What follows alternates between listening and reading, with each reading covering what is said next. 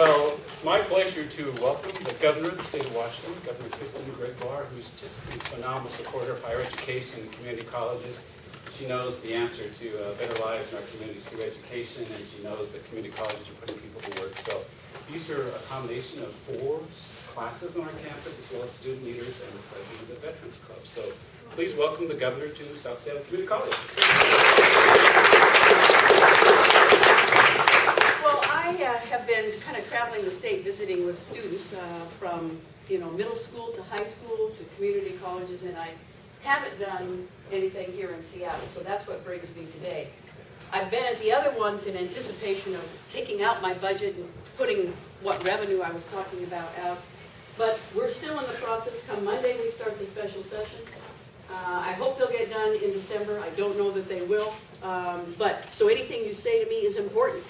And I want to answer your questions, because the one thing I think people need to know as much as they can about what I know. And I can't tell you how many countless hours that I have put in over the last couple of months, let alone the last 3 years, in digesting a state budget as complex as ours under the worst economic crisis since the Great Depression. So a little bit about our budget, and then I really want to talk with you. I want to field your questions and get your comments. We have a budget that's now about $30 billion. If we had continued on our trajectory that we were on until we hit the Great Recession that we're in, we'd be at about 38. Okay? So we're at about a $30 billion budget. 64% of that budget is off limits. What do I mean by off limits? It's protected by the Constitution, K through 12. It's required by federal law, Medicaid. It's debt service, it's pensions. So I can't go there to make any cuts. It's just off limits. 36% is all you can go to, and we only have 18 months left in the biennium. We work on a 2-year cycle in the state budget. So we have only 18 months left. So that means we have a total of $8.7 billion from which to solve the $2 billion challenge that we have. Most people think, when I started in August, concerned that we were going to get another negative forecast, that when I said I want to see 5% and 10% cuts from state agencies, that was the magnitude of the problem. The real problem is 23%. And the problem is even bigger than that. Because of the 8.7 out of which I can cut, can I really cut? Because what's happened, you may have seen a Seattle Times article this past week. What happens is we get sued, we get enjoined, therefore I can't book that savings, the trial is too far off, I've got to find someplace else to go to make up the loss of that revenue, or that cut money. So 8.7 is purely hypothetical for our purposes of discussion. You can imagine, after already having taken $10.5 billion, already having done that, now to try and address another $2 billion hole, how troublesome it is. There are only really 4 places in state government where there's money where you can cut. Where do you think those 4 places are? Higher education. Social services. Social services. Prisons. Corrections, public safety, yes. Natural resources. Not natural resources. Transportation. Not transportation, can't use that money. Money that you get from the gas tax for transportation by the Constitution cannot be used for any other purpose but transportation. It's the last one. Public safety. No, he got that over here, public safety. Social and human services. You got social service, what? Healthcare, yes. Those are the only 4 places you've got to go. Human services, healthcare, public safety, education. Education, early childhood, really not a big part of the budget. Non-basic education, protected by the Constitution, and higher education. So, you sit here at this school and you say, why would they cut higher education? Because when you take education, all total, together, what percent does it represent of our entire budget? Education, all of education, what percent of our entire budget do we spend on education? 25%? 75%? 7.4. 50%. 50%. Again, do you see why we had to go to education? In a recession, to me, the last place you go to cut is in education. Why? Because we are over-enrolled in every school. Because people are laid off, they're getting retrained, they're going back and finishing their education, they're getting more education. I mean, I suppose you could say one of the nice things that's happened is our graduation rates are up. Unfortunately, it's because they can't get jobs, therefore they're staying in school.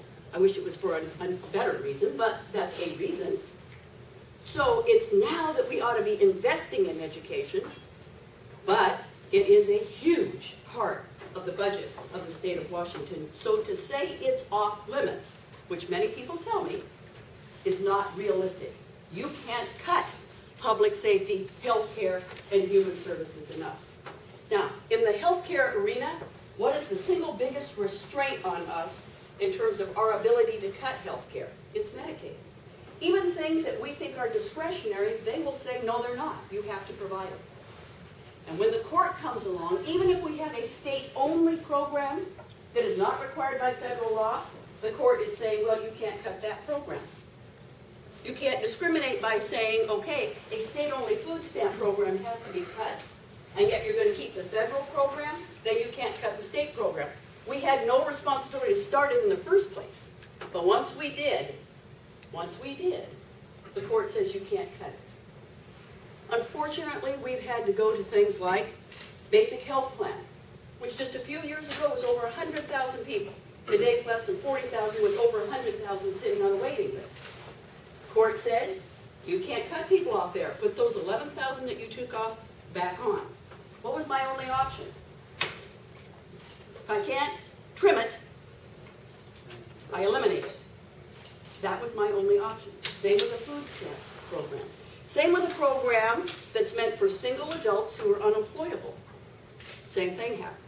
So you can see it is a struggle. It is a real struggle. Now, why do you think, what happened between June and September that hit this state like a ton of bricks that made us find ourselves in yet another projected $1.4 billion hole? Can you think of an event that happened that took that big a toll on us? U.S. crisis. That's one of the problems. It's not why it's sitting out there and not letting us get jobs to be hired. So good point. But there was one other big issue. What was it you said? August 1st? I'm sorry. Was it August 1st? It was in August. Yeah, when they were not able to basically come up with a new deadline. Correct. Correct. Now, why do you think that?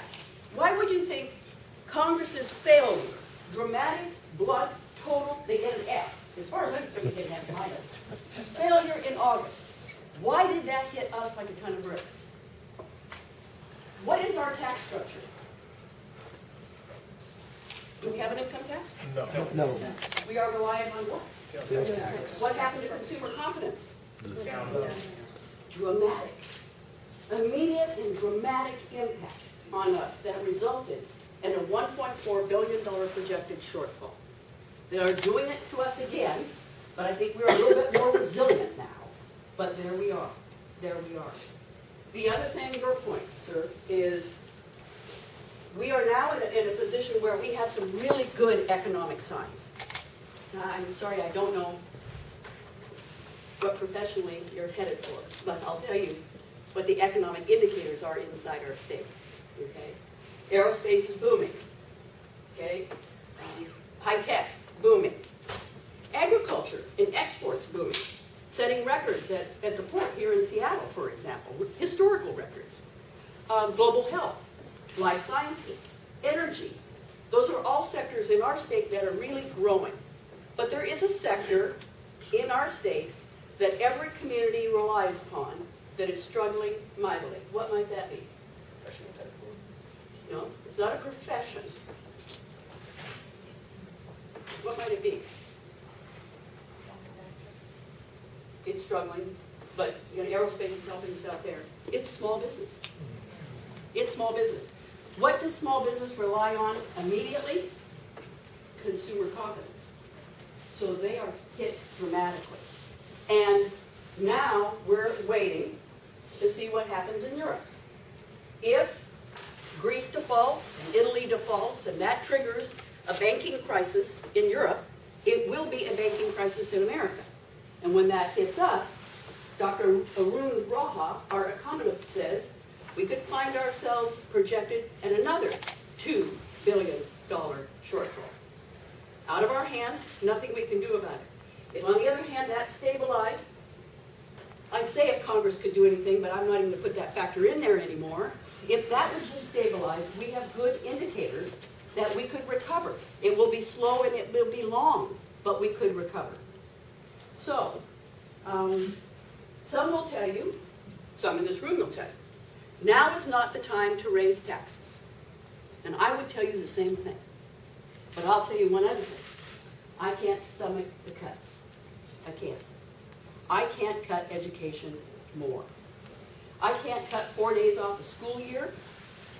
We need to add 4 days, not subtract 4 days.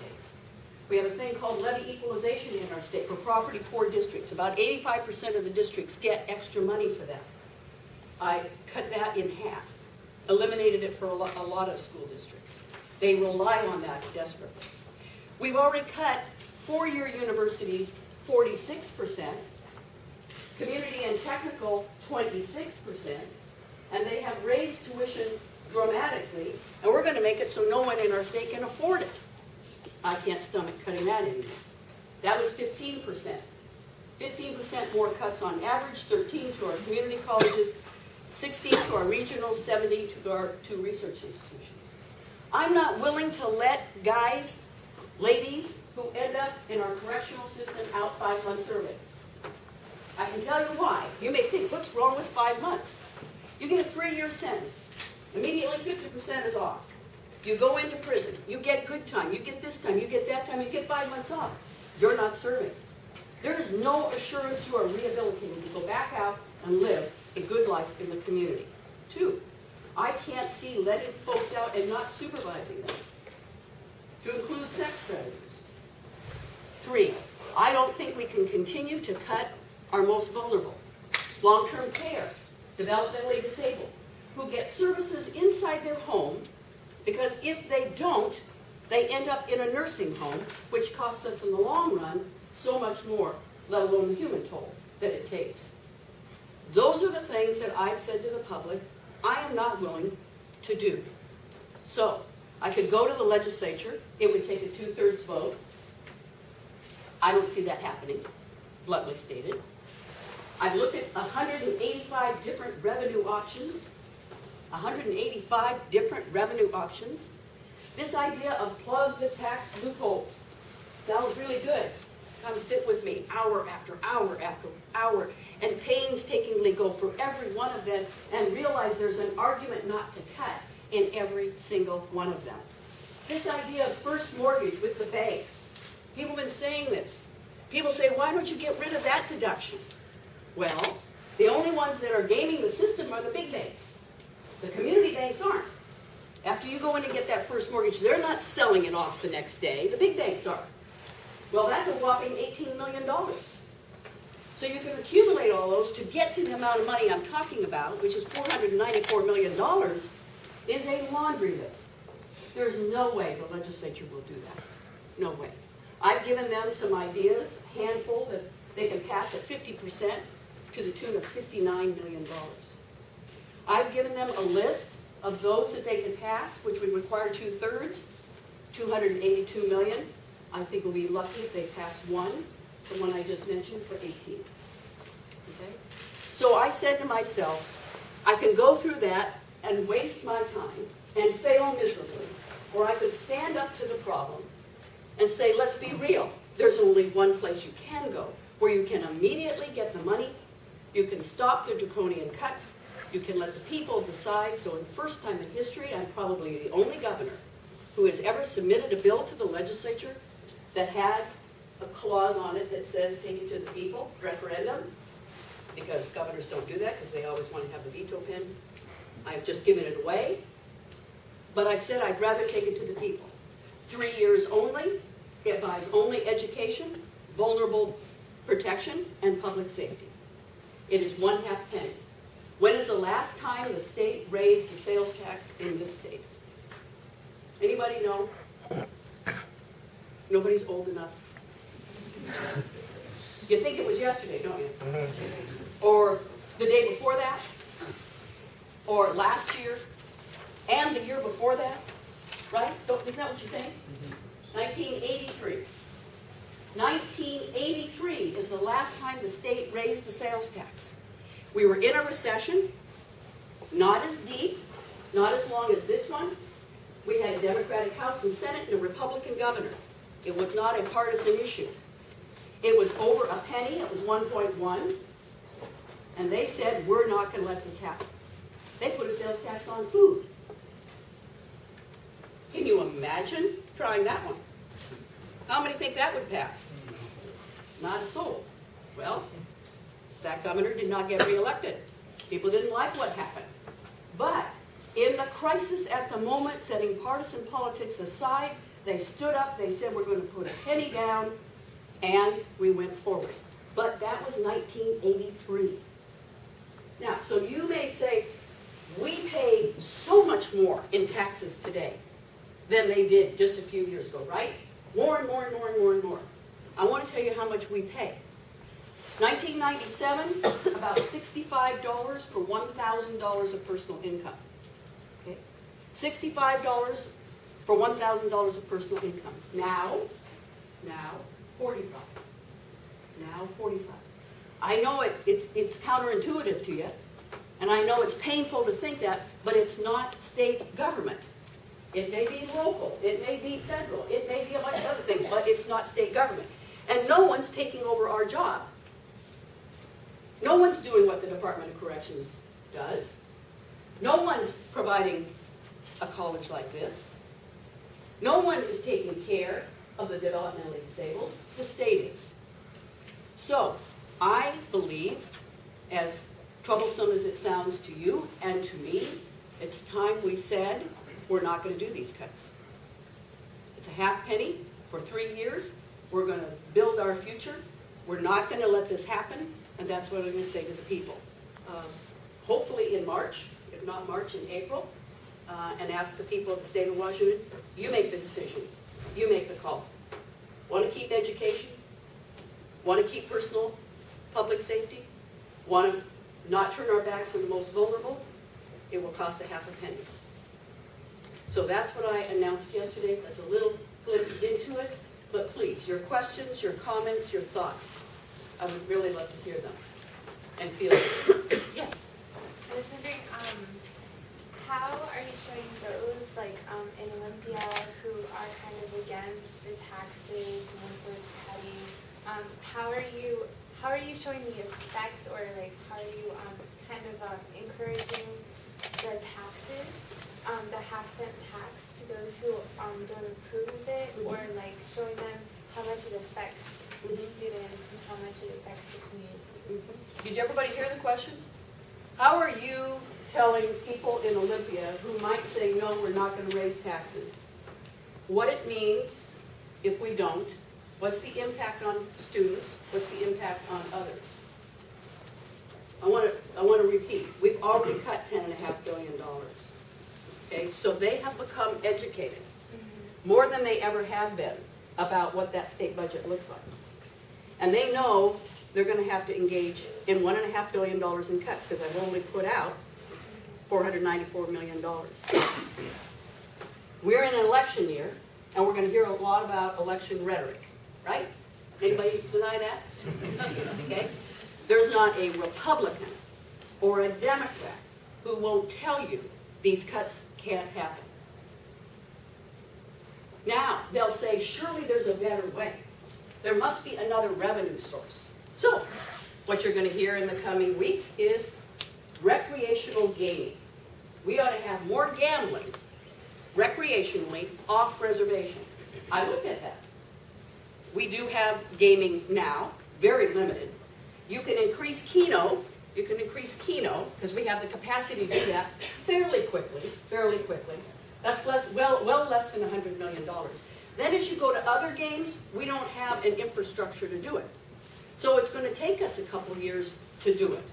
I don't have a couple years to do it. So what I need to do over the next days with these legislators is have them understand any good capital gains, that's another one. We should have a tax capital gains. Great. We're not an income tax state, so I don't have any source of information to tax it. So in order to build up a system at the Department of Revenue that could do that, will probably take us a couple of years. I don't have the time. I don't have the time. We can't borrow. We can't go into red. We have to balance our budget. So go ahead and give me any idea, I will say to them, and you will see I have vetted it in the 185, and there's a reason why I didn't choose it. So it's going to take some education, but it's going to buck up against politics. My greatest offense, I'm not running, so I can say what I want to say. My greatest offense at what's going on in Washington, D.C. is they're putting partisan politics above what's right for the country. Come on out here and see what's happening on the ground in this country, how much we're struggling, because you can't get it together back there, okay? That's what I will say to them. And my response to my legislature is, you can see on the ground what's happening here. Do not let partisan politics come in between what's right for the state of Washington. Stand up, we're better than that.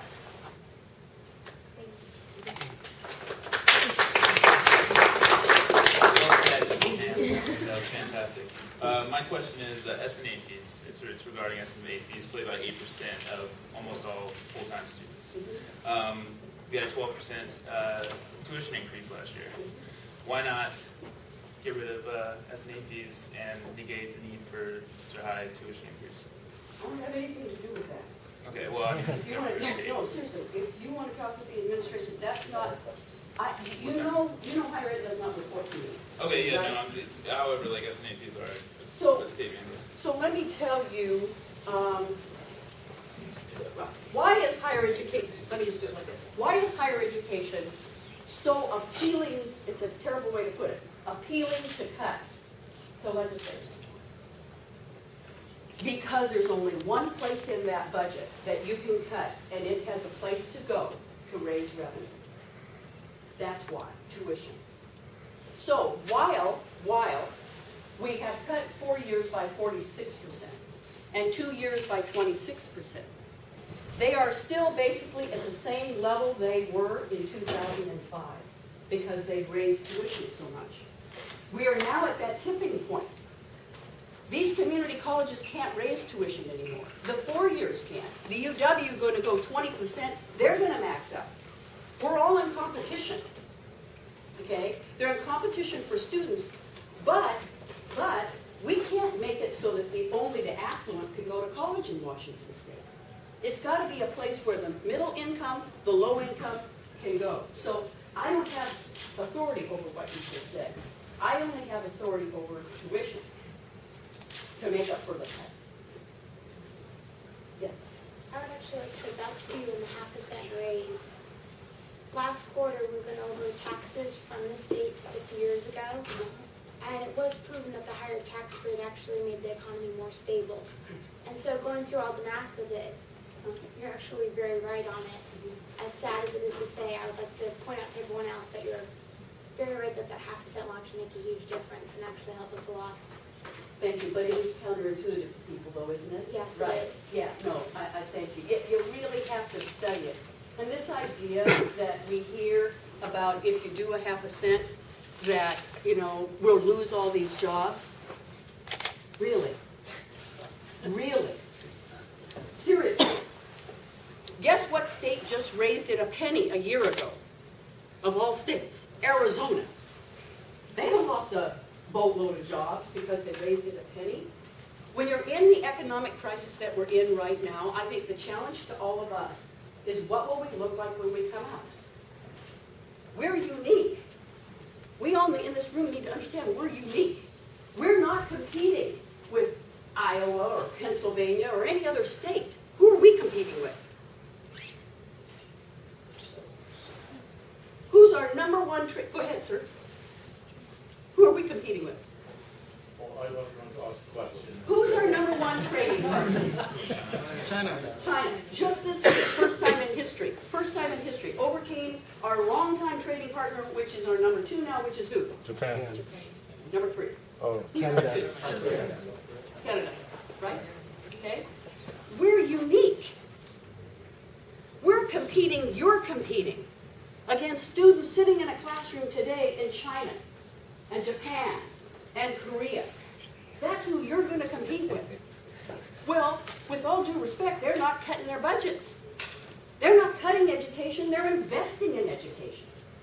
So now is not the time. We are unique in where we're going to compete, how we're going to compete. And we are doing a great job right now. Come out of this recession, cutting the dickens out of education is not in your best interest, and it's surely not in the best interest of this state. Your point. Sir? Yeah, Governor, my name is Jihad Atman. I have been teaching at Southside Community College since 1972.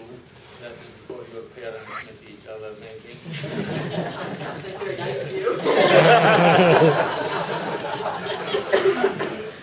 You stated earlier that we have an increase in enrollment of students, and many of such students lost their jobs in whatever company they were working for, and here they are trying to retrain themselves to improve their future, and cutting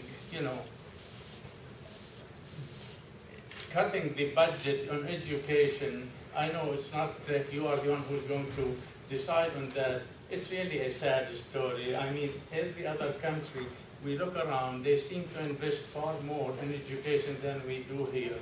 And by forcing those students who made a serious effort to come back, then they will go back to unemployment. Yes. And what kind of future are they going to have? Yes, I agree with you 1,000%. Thank you. You know, the problem that we have right now is a lot of people who have lost their jobs in Washington State. When we come out of the recession, that job won't be there. There is no job to go back to. One of the things that happens when you get a recession like we do is, what does business do? What do they do? Before they're going to hire somebody back, what do they do? Get ahead. I'm sorry. They're trying to get back ahead. About how? How? Cut. Cutting accessories. Yes, and? They maximize every possible way to do it without a human being. They invest in equipment. They invest in all those kinds of things. They do lean manufacturing. They find new ways to do business so that they can reduce their workforce, right? Here's where we are in the economic situation we find ourselves in now. Business is maxed. They have maxed. They have used the recession to the greatest degree possible. They have used every kind of technology and machinery and lean manufacturing and efficiency and effectiveness they can. And now they need you. And now they need you. So as soon as we start to come out of this recession, they will be hiring. They will be hiring. This is a typical thing that happens in a recession. They have maxed. Why are they not hiring today? 2 reasons. Chinese manufacturing so much cheaper. Well, no, why are they not hiring for whatever jobs we have here? You're right about that. But why are they not hiring right now today? They don't have the money to hire. Pardon? They don't have the money to hire. We're having problems to get capital from the banks. We have overreacted to the big banks, so now the community banks have to have so much capital, they don't have the capacity to loan, and if they do, they're virtually loaning to someone who doesn't need the loan. Okay? What else? Lack of demand. We're not spending yet. We're not buying. So they don't have any reason. And they're real jittery because of, back to what's going on in Europe. So they're sitting there. They're sitting there on no less than $2 trillion in cash. So if we could just have Europe settle down, even if Congress can't get it together, if we could just have Europe settle down, we could come out of this. We could come out of this. But we're right on that cusp where we either are going to come out of it or we're going to head right back down into a recession. Not that I feel we've ever come out of it, but I guess technically we have. Right? There was a hand here somewhere? Oh, never mind. Okay. Other than I that? got Yes, to add to her question that, I mean, looking through the budget, I think I came to the same conclusion that I kept asking myself, is half a cent enough? Do you think it's enough? I mean, Well, let me ask you. personally, I Do would. you think a $2 billion shortfall? No, I may have confused you there, so let me be clear. $1.4 billion actual shortfall, okay? But as a government, you can't sit there with no reserve. You just can't, okay? Because I was ecstatic that our last forecast that we just got was only down 120. Now, my first term, I would have panicked if we had been down at all. Now I'm ecstatic, we're only down 120. So you gotta have a reserve. I've pegged it at 600, that's 2 billion, okay? So all that I have asked the voters, and by the way, I have tried every way to find that reserve other than cutting children's health care or cutting, it's hard to say to somebody, I've taken your livelihood away and I put it in the reserve, okay? I can tell you more about what we've done, but I've tried to do that. So all I've tried to raise is literally 500 million. So his question is that enough? How many of you, under the circumstances, as a voter, think that's enough? How many would vote for more? How many would vote no to anything? I'm just trying to, I can't fail. I gotta put my best foot forward. So I have tried every which way from Sunday, and I think I've got an uphill battle, to be perfectly honest with you. So I think a half a penny, for the 3 reasons I gave you, for 3 years only, is my best shot, and I don't know if I'm gonna win. So that's why. Not enough? Correct. Sir? Let's say, like Dr. Othman said about other countries investing a lot more in education. I think that's really true, and I think it seems to me like the problem that is creating this crisis is really outside the state of Washington. And the state of Washington is having to deal with it. It's a nationwide, even worldwide economic crisis, but especially the way the Congress is working right now. I think, though, that one thing that would be a good idea, I can understand and support the half-cent sales tax increase, but to me that's a obviously temporary solution to a problem that we might have to face for longer, especially if the European economy doesn't recover. I think it would behoove the state of Washington to push harder for a progressive income tax, and get more away from going towards the sales tax, which hurts the poor more. So I think that we should have an income tax here. And 1 year ago in November, what did the voters say? No. Do you recall? No to what? Income tax. What kind of income tax? On high income earners only. We've had a history of trying. There's, that's just kind of not where the people of the state of Washington are. But let me give you a very brief understanding of, can I, or am I out of here? This is your last question. Okay, so let me give you a brief understanding about the tax system in Washington State. It really began in 1935. You need to realize that. It really began in 1935, and it really hasn't changed. It really hasn't changed. What was it based on? It was based on a manufacturing economy. A manufacturing economy. Are we a manufacturing economy today? Yeah. No, what are we? Service. Service. Do we tax service? We do not have a sales tax on services. We don't tax it. B&O, yes. Sales tax, no. Only thing we don't put a sales tax on, services. Okay? When we have the problem that we do right now, when Congress messes up oil, takes the consumer confidence down, we have no backup. We have no backup. Oregon wasn't jolted as bad as we were. California wasn't jolted as bad as we were. All but 6 states have something else. What is it? Income tax. Okay? But the voters are not for that. But at some point along the way, we're going to have to recognize in our state, we have an antiquated tax system. It is a regressive tax system. This is not the time, Chris Gregoire, to take this battle on in the worst recession in history. But I'm telling you, this is a fact. You are absolutely right. So at some point here, in the not, I hope, too distant future, when we come out of this recession, we will educate ourselves and step up, and if not an income tax, then what? Then what? But we cannot have a 1935 tax system based on manufacturing. It's antiquated. It doesn't work anymore for us. Hang in there. Get as much education as you possibly can. I want you to know I am there to support you in any way I can.